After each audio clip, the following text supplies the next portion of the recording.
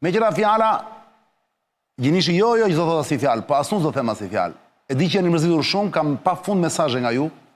Doni shikoni gjëra cilësore, sepse së mos të ditë të fundit janë shumë të lodhshme duke parë mashtrimet që ju thonë për ekranet. Ju e dini që unë ja u bëj qefin, i kuptoj shijet tuaja, ndaj dhe sot do flasim për gjërat vërtet serioze, gjëra vërtet interesante dhe serioze që ndodhin vërtet. Jo mashtrime, jo ajër, jo eter bosh. Ky është lajmi i fundit, zonja zotrinj, është lajmi i fundit, pamjet janë spektakolare, nuk e dim sa të vdekur ka, Izraeli është kundër përgjigjur dhe ka goditur pikërisht pak orë më parë aeroportin kryesor në Yemen. Gjinish do na thot më shumë detaje. Shikoni imazhet dhe kthehemi me Gjinishin ta dekriptojmë të lajm të fundit që duket se ka futur dhe një herë zjarrin në lindjen e mesme. Shikoni.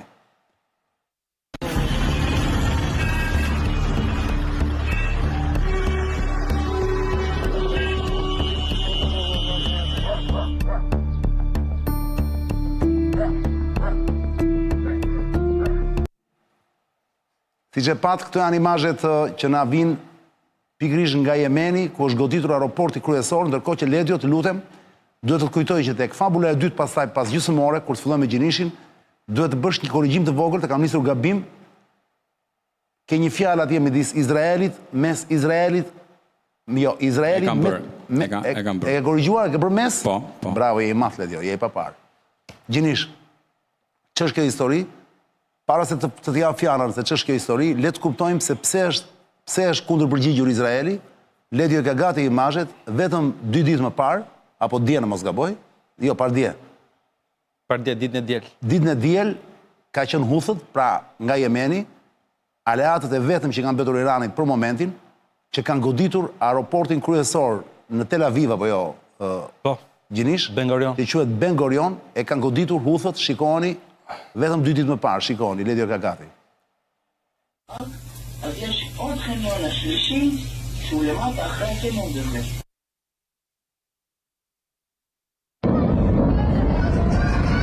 أنا مصنع سمنت عمران حسبنا الله ونعم الوكيل على كل ظالم على من أراد دمار البلاد.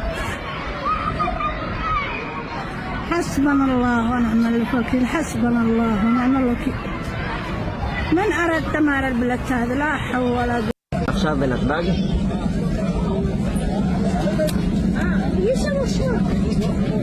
איזה מטורף.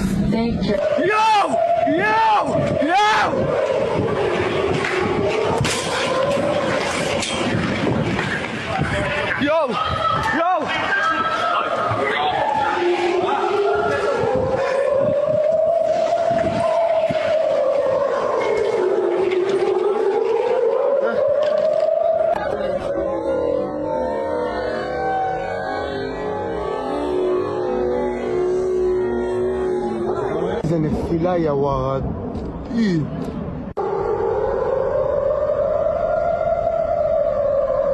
واو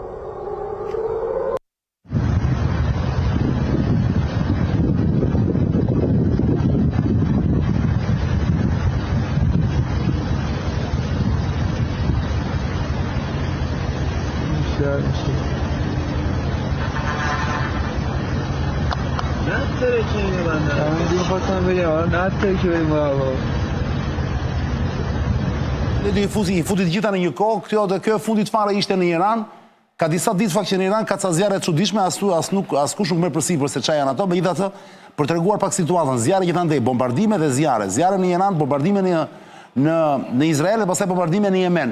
Tani Ledio sigurisht do më duket se ka dhe hartat, do tregonte hartat dhe imazhet për të kuptuar mirë se ku jemi, për të dhënë një kontekst gjeografik.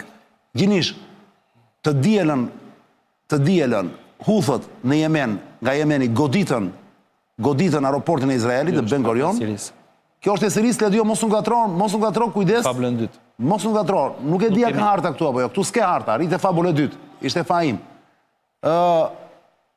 Ndërkohë, Gjinish, si ta kuptojmë gjithë të kaos atje? Po bëhet një luftë me aviona, Izraeli dërgoi avion të vetë ushtarak, çfarë janë, a di detaje për këtë kundërpërgjigje sotme? Kemi një intensitet të dinamikave, të përplasjeve të konfliktit ndërmjet Izraelit dhe Hudhëve dhe Jemenit, po themi. Pasi që në frontin e madh lindjes mesme, pothuajse fronti i Libanit është mbyllur, fronti i Sirisë është mbyllur, Iraku po me ato grupet e veta militare shiite cilët ndihmonin, ishin ato satelitët shiit cilët ndihmonin në rezistencën dhe goditjen e Izraelit nëpërmjet Hizbullahut në Liban.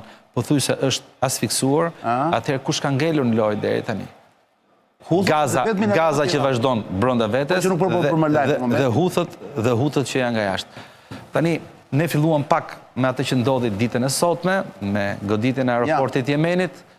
Në fakt Çani goditje të mërshme kjo, duket nga tymi që kanë nxjerrë. Të dy sulmet izraelite dhe ai dje në port. Ka pas një sulm në port apo jo? Po, ka port Hudejda, në një port Hudejda, një port i madh në Yemen është goditur, kanë marrë pjesë 30 avion izraelit, 30 avion luftarak dhe janë hedhur rreth 50 predha, 27 vet plagosur, Yemen, kuptohet punëtorë që kanë punuar aty ndërkohë që Izraeli pretendon që ka goditur vendet strategjike ose pikat ushtarake, cilat furnizojnë ose ato që furnizojnë Huthët me armë dhe logjistikë ushtarake, e vërteta nga ajo që shohim Huthët nuk janë goditur as pak gjatë gjithë këtyre goditjeve sepse këto janë të fundit Çani, ka një vit e gjysmë po bëhet afro.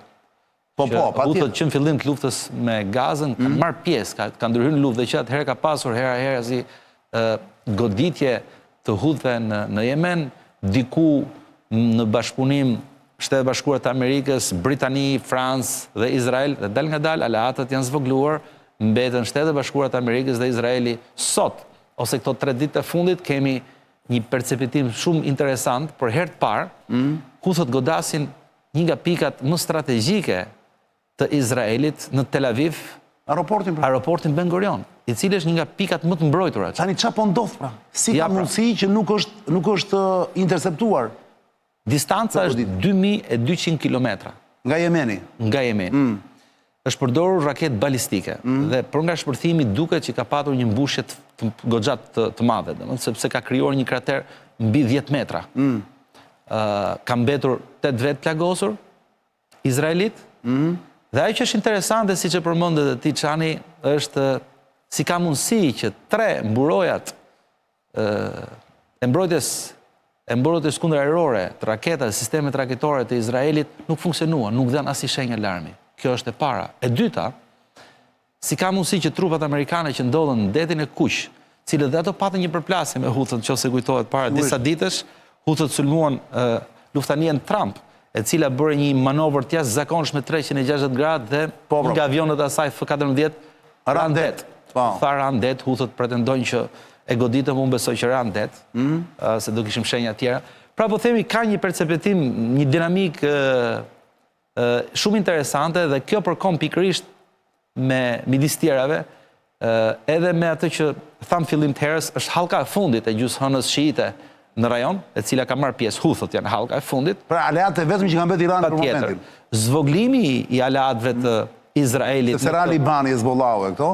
Zvoglimi i aleatëve të Izraelit, tërheqja e Britanisë Madhe, Francës, mbetja e Shtetet Bashkuara të Amerikës dhe Shtetet Bashkuara të Amerikës po tërheqin sapo kanë bërë një marrëveshje me njoftoi presidenti Trump para pak se të fillonim. Mua më thanë që Trumpi në kohën që thoshte që ne po gjejmë një gjuhë përbashkët me Huthët, mos sulmojnë anije tona tregtare, thoshte Trumpi.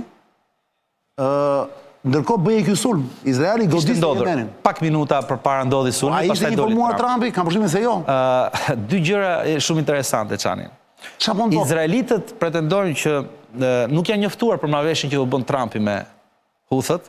Ndërkohë Shtetet Bashkuara të Amerikës, që të bëhet.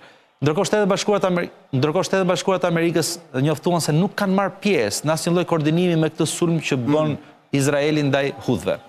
Ajo që po ndodh Çani është kjo, me sa duket Shtetet Bashkuara të Amerikës janë të pakënaqur nga politika që po ndjek Netanyahu, aq më shumë që edhe gjendja brenda Izraelit nuk është aq në favor, 53% sipas statistikave të djeshme, 53% të izraelitëve e shohin zgjerimin e luftës, strategjinë e secilës po ndjek Netanyahu si një arsye thellësisht politike e cila nuk çon në kthimin e pengjeve cilët akoma mbahen nga Gaza, se këtu është gjithë loja, janë 59 pengje që janë akoma në Gazë, dhe gjithë trysnia e opinionit përgjithshëm, opinionit civil në Tel Aviv dhe në gjithë qytetet izraelite është pikërisht kjo pjesë, të kthehen pengjet. Mos haro pati një përplasje shumë madhe me i shefin e Mossadit, Netanyahu, pikërisht për këtë pjesë, por çfarë po ndodh në leancën ndërmjet Shtetet Bashkuara të Amerikës dhe Izraelit? Shtetet Bashkuara nga një anë Izraeli ankohet që nuk ka dieni për marrëveshjen që bën Shtetet Bashkuara të Amerikës me Huthët, nga ana tjetër Shtetet Bashkuara të Amerikës nuk e kapin çuditërisht po them, këtë raketën balistike që niset nga Irani 2200 kilometra dhe bien mes të Izraelit në Tel Aviv.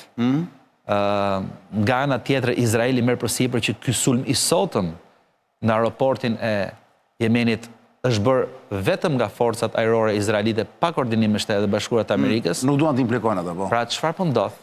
Është disa ata herë çani që cila është loja pra tani? Ku e kanë? Çhalli kanë o gjeni?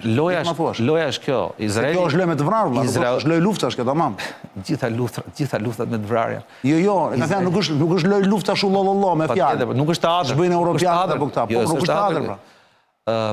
E gjithë historia është kështu çani që mendoj, edhe gjithë analizat këto, nëse Trumpi erdhi në pushtet me kartën e ndalimit të luftimeve, e uljes kostos, shpenzime ushtarake dhe luftat janë shpenzime ushtarake. Patjetër që, si thua, sentenca, motoja e Shtetet Bashkuara të Amerikës në çdo luftë ka qenë një luftë bëhet kur fitohet, nëse sfitohet nuk bëhet ose tërhiqet, mbyllet. Dhe kjo po ndodh dhe tani. Po ta shikosh, për shembull, edhe ndërhyrja e Trumpit në Siri, edhe ndërhyrja e Trumpit në, mos haro që marrëveshja me Gazën ndodhi pikërisht pasi u zgjodh presidenti Trump në janar. Apo jo. Pra ardha e tij ndryshoi politikën. Në raport me Libanin, pavarësisht se ai mbetet, Shtetet Bashkuara të Amerikës mbeten aleati më i rëndësishëm i Izraelit. Trumpi po tenton, pra qëllimet i ka interesante të mira, por nuk po arrin dot gjë. Ndërkohë që duket çani që në këtë tentativa të administratës Trump për të ulur tensionet lindjen e mesme, Izraeli ndjek një politikë tjetër. E pam në Siri në muajin mars me përpjekjet për të hedhur poshtë qeverinë e Xholanit, apo jo? Morën pjesë Irani, morën pjesë Izraeli, morën pjesë duke shfrytzuar gjithë grupet etnike që ndodheshin brenda Sirisë. Kemi pak kënaqësinë, nëse kujtohet Benjamin Netanyahu, Bibi u ftua 2 herë në shtëpinë e Bardhë brenda një muaji, nëse kujtohet. Dhe herën e dytë u njoftua pak ditë pasi shtëpia e Bardhë njoftonte se ishte e gatshme ose po ndërmerrte hapat për një marrëveshje të mundur bërthamore me Iranin. Apo jo. Pra, me pak fjalë, të gjithë analizat thonë që vizita e dytë e Netanyahu në shtëpinë e Bardhë ka pasur një ultimatum nga Trumpi. Mos guxo të godasësh Iranin ndërkohë që unë jam në bisedime për një marrëveshje bërthamore. 3. Ndërkohë, në të njëjtën kohë, Trumpi bën një marrëveshje të njëanshme, se është shumë e rëndësishme çfarë pikash ka marrëveshja e sotme dhe si s'kemi dëgjuar më parë çani. Marrëveshja është mbyllur javën e shkuar ndërmjet Shtetet Bashkuara të Amerikës dhe Hudhëve, po themi, dhe Jemenit, është mbyllur javën e shkuar në Oman. Oman është një shtet arab me mazhorancë shiite. Vazhdojmë përsëri lorat sektare, po themi, dhe marrëveshja ka qenë thellësisht e mbyllur. Pothuajse sekrete. Askush nuk ka ditur gjë që po zhvillohen bisedime apo jo. Ndërkohë që është mbyllur në fund javës që shkoi. Çfarë ka patur, çfarë elementesh ka brenda marrëveshje? Nuk i dim të gjitha detajet, po diçka u thash parë në një konferencë për shtyp të zëdhënës shtypit në shtëpinë e Bardhë, e cila njoftoi se Shtetet Bashkuara të Amerikës nuk do sulmojnë Huthët, ndërkohë që Huthët nuk do sulmojnë më as anijet ushtarake të Shtetet Bashkuara të Amerikës, të cilat ndodhen në detin e Kuq, por nuk do shfrytëzojnë as portën ngushticën e Mendebit, aty ku futen, domethënë anijet për në detin e Kuq, për të goditur anijet tregtare. Mos harro çane që gjatë luftës ka pasur një rënë prej 40% të tregtisë detare që kalon nga deti i Kuq dhe del në mesdhe nëpërmjet kanalit Suezit. Ndërkohë nami lajmi fundit para 3 minutash. Po. India sapo ka nisur sulmi me aviona dhe raketa ndaj Pakistanit. Me eri tani, çfarë po ndodh gjinisht? Po bëhet nami në disa pjesë të planetit. Edhe është Pra, lindje mesme, Indi-Pakistan, pas futemi nazi. ka një javë tani që ka filluar atje problemi, në Kashmir. Po. Presidenti tam kërcënoi para 2 ditësh dhe tha nëse Pakistani fillon një luftë kundër Indisë, ne do ta shkatrojmë Pakistanin. Qoftë ai sulmoni pari, do ta shkatrojmë Pakistanin. Ka një përplasje shumë madhe çani, çuditërisht dikur. Mos jesh në një video, në një imazh nga sulmi me aviona, lutem. Dikur çani ishte Shtetet Bashkuara të Amerikës ishin alati kryesori i Pakistanit. Se ky është lajmi i fundit, nuk kemi të dhëna. Lere pak rikthehemi këtu. Pra, sepse duhet të bëj një pauzë, prandaj po them. Patjetër. Mund të bëjmë një pauzë? Patjetër, mund ta. Do rikthehem prapë te pjesa e kësaj. Te pjesa teknike e këtij sulmi, për të kuptuar si ka mundësi që nuk reaguan, pra as ta thredat si quhen këto. Izraeliti as to amerikanët që nuk e kapën këtë gjë, pra se thua se kanë lënë vet që të legjitimojnë të kundërsulmin mbrapa. Çfarë? Është lojë shumë interesante gjitha kjo. Nuk di aq më tepër nuk di numrin e të vrarëve, sa të vrarë ka. Ti thua janë disa të plagosur, po.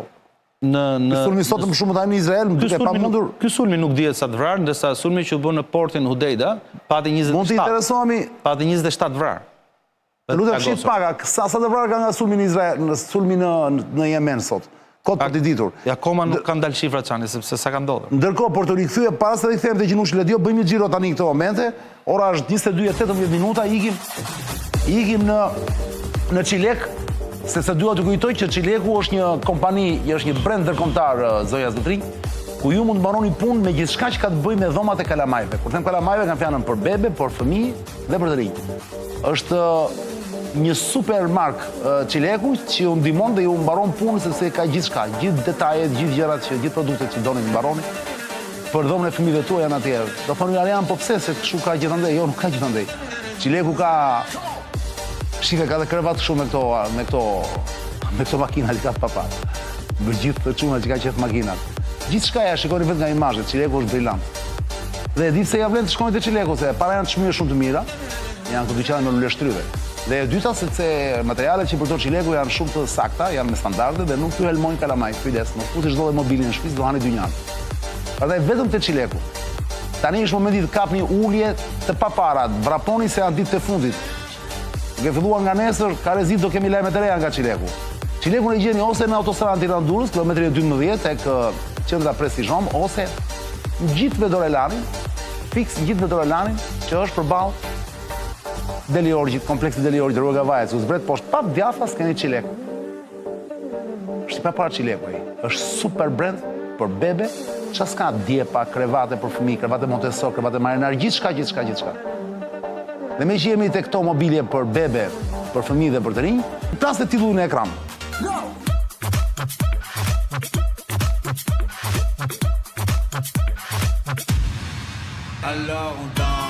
O gjinish, kjo histori është pa fund, vlla. Nuk të mbaroj as sot as nesër. Le të vemi në zemër të problemit. Amerikanët sa do të shqetësuar të jenë dhe sa do të mos jenë dakord me politikat e Izraelit, ti vetë e the, ata nuk mund të alëshën Izraelin asnjëherë për asnjë arsye apo jo. Pra mund të shahen me njëri tjetrin, Biden nuk e duron të dot Netanyahu fare, po ndërkohë TJP nuk bëri dot asgjë sepse Netanyahu e bëri luftën e tij apo jo, pasi u sulmuan 7 tetor. Pritani, me Iranin gjithashtu. Trumpi mund do të bëjë marrëveshje me Iranin, me Houthit etj. Por biem dakord pa të për një gjë që s'ka debat, që Amerika pa Izraelin nuk mund të ekzistojë apo jo. Siç nuk ekzistojë dhe Izraeli pa Amerikën. Je dakord, jemi dakord. Jam dakord, nuk mund të jetë faktor në lidhjen e mesme pa Izraelin. Bravo. Tani, pyetja ime është e thjeshtë vëlla. Këto sulme që po i bëjnë Izraeli tani, në këto momente janë huthëse. Përpara ishte Hezbollahu, përpara ishte Irani, e di ti. Po. Këto që po i bëjnë huthë tani. Pyetja ime është e thjeshtë vëlla. Apo bie miti i mbrojtjes së perfekte të Izraelit? Mbrojtja e Izraelit ka qenë një e pacënueshme vëlla. Ti e mban, ti e di apo jo? Kohët e fundit, çfarë po ndodh morgjinisht? Pra këta realisht nuk arrin dot të interceptojnë raketat që vinë nga armiqtë e tyre, apo i interceptojnë dhe her pas here ju intereson që ato të bien në territorin e tyre? Të dyja bashkë. Sepse të goditet aeroporti, vëlla, Ben Gurion, që është aeroporti kryesor i Izraelit, dakord? Mua më duket e pa imagjinueshme. Pra aeroporti është nëse ka një gjë strategjike në një vend është aeroporti apo jo? Super sigurt. Si ka mundësi pra? Trego çik mo Ledio, po kujdes, trego trego pamje që Huthët godasin aeroportin në Izraelit. Është vetëm një video ajo, mos u ngatro me ato të tjera. Je korrekt. Jo, kjo është e Izraelit. Kjo është e sotmja. Ajo që ndodhi para 2 ditësh, kur Huthët godin Izraelin. Në Ben Gurion. E ke atje Ledio. Shive çik. Tani, është vërtet, e para një herë që jemi dakord që aleati më rëndësishëm në rajon patjetër që mbetet Izraeli. Kjo është E dyta, Kjo është apo është tjetër kjo? Jo, nuk është kjo Ledio. Se do t'ja shpjegosh mirë sepse kjo është në Sana. U bë një ngatrese, po. Kjo është në Sana. Ose dërgoj vetëm 2 vlla. Sana. Kjo është. Kjo këtu, kjo është. Atëherë Ledio këtu mëri vetëm vlla. Kjo është goditja për gjithë publiku që na shef tani dhe janë shumë kurioz ta dinë. Kjo është apo jo Ledio? Apo është tjetër kjo? Kjo është. Goditja Çani ka ndodhur. Ja, shiu, këto janë pamjet, je i bindur nuk është Izraeli ky? Jo, ky është Izraeli. Ky është. Po s'm duhet Izraeli mua. Po ky është. Mua më duhet. Është marrë nga foto kështu. E një qytetari. Po, këto janë pamjet, po. Ja, shikoni tani Ky është goditja. aeroporti i Izraelit. Bravo. Ben Gurion, Goditjet nga Goditja e Huthët. Izraelit ndaj aeroportit. Këtu mëri Ledio. Te ajo e para dhe kjo. Këtu mëri mi mba këto me lup në sfond. Pra po thoja Çani, e para nuk diskutohet që Shtetet e Bashkuara të Amerikës kanë aleate më të Po çfarë bëjnë për Amerikanët tani? Çfarë bëjnë? E dyta, bim dakord gjithashtu që presidenti Trump do të mbyll luftat edhe për shkak të financave, por edhe për shkak të vizionit dhe për shkak të premtimeve që bëri gjatë fushatës së ri. E treta është në prag të mbylljes disa marrëveshjeve. Është marrëveshja e Gazës, e cila pritet mbyllet gjatë vizitës së tij të hënën në lindjen e mesme. Trump fillon vizitën e tij në lindjen e mesme ditën e hënë. Dhe do jetë në Izrael? Dhe kjo është më interesantja. Shtëpia e Bardh deri tani ka mohuar që Trump do vizitojë Izraelin. Okej, dakor. Pra çfarë nuk kuptojmë me këtë histori, Çani? Ku do jetë në Arabi? Kemi një marrëveshje Arabi Saudite, Katar dhe Emiratet e Bashkuara. Bukur. Pra, kemi një marrëveshje me Huthët. Jemi në prag një marrëveshje e cila po negociohet me Iranin dhe pritet që gjatë vizitës në lindjen e mesme presidenti Trump të dalë dhe plani se çfarë do bëhet me Gazën. Ndërkohë që Izraeli vazhdon provokon diku në Yemen, diku në Siri, në Palestinë vazhdon historia. Pra kemi një mos koordinim. Në dukje, po themi. E vërteta është kjo që politika jashtme, politika e Bibi Netanyahu është që ta vazhdoj ta përhap luftën. Për 2 arsye, edhe për atë që ai thamë fillim të herës në Kombet e Bashkuara kur doli me atë hartën e famshme për Izraelin e madh etj.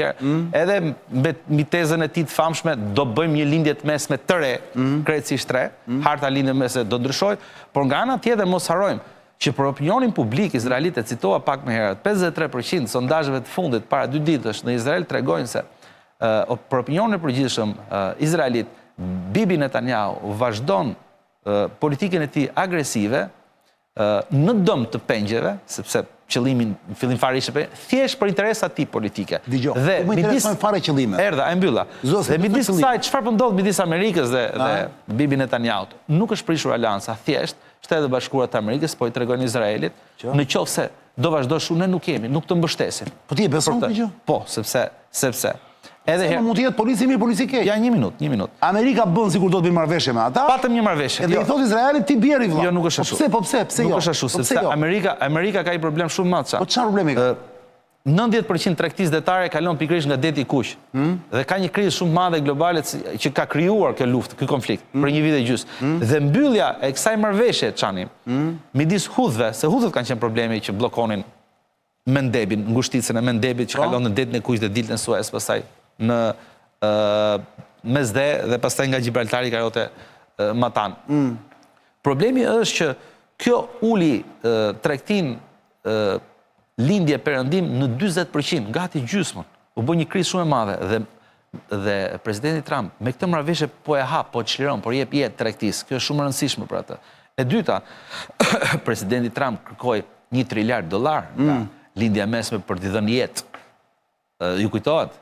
Për t'i dhënë jetë ekonomisë amerikane. Ju mendoni se mund t'i marrë këto para nga Arabia Saudite, Katari, Emiratet, në qoftë se vazhdon rajoni i lindjes mesme me këtë gjurulldi dhe me këtë konflikt kaq më sigurisht që jo. Presidenti Trump që para se të vinë në emision, deklaroi teksa ishte në takim me kryeministrin e Kanadas se do ketë njoftime dhe lajme shumë të mira lidhur me atë që do ndodh në Gaz, me projektin për paqen Gaz, para vizitës së tij në Emiratet e Bashkuara. Pra, Historia Këto janë shumë deklarata, thjeshtë. Presidenti Trump po i imponohet Bibi Netanyahu, mbasi ia dha të gjitha. Mos haro. Në teren, po Kishim po një të marrëveshje, kuptoj, ndërhyri pas erdhi president. Jam dakord me ty mo. Ndërhyri Trumpi, ndryshoi marrëveshjen, i dha kohë zgjatje Bibi Netanyahu se kërkoi kohë për të marrë pengjet, nuk e bëri. Përkundrazi, riktheu atë që në sytë të gjithë opinionit publik është një masakër kundër civilëve. Kemi disa mijëra të vrarë gjatë kësaj periudhe dhe tani po thot stop. Deshe kohë të dhash, nuk arrite qëllime, tani do vazhdoj unë politikën time. Këtë po bën presidenti Trump. Dhe Izraeli nuk ka zgjidhje tjetër. Një sekond Gjirish, do rikthehemi, po tani unë duhet të di nga Ledio. Ledio, ndërkohë Enot ka dërguar disa imazhe dhe një video, do me thënë. Janë disa imazhe dhe një video. Pra është një video dhe foto. Të lutem shikohet që celularin dhe më thuaj të lutem për sa kohë të duhet, sepse ky është lajmi i fundit i India që ka nisur sulmin ndaj me aviona ndaj Pakistanit. Ministri i mbrojtjes pakistanes është përgjigjur, është e pashmangshme, ne do të përgjigjemi, ne do të kundërpërgjigjemi. Tani, unë e di që ora është 22:29 dhe ti me siguri Pas kësaj xhiro, po. pas kësaj xhiro, por ndërkohë unë dua të gjithsesi të shoh nëse mund ta bëjmë dhe Sirin që kemi si fabul të dytë. Të bëjmë të dytën këtë të Indisë nëse mundemi. Ta kanë vizë titullin. Ta kanë vizë titullin tek, ë? Okej. E besoj. Po. Je i madh. Atëherë ikim bëjmë një xhiro Ledio tek thuaje. Ngjitur me ne i kemi komshi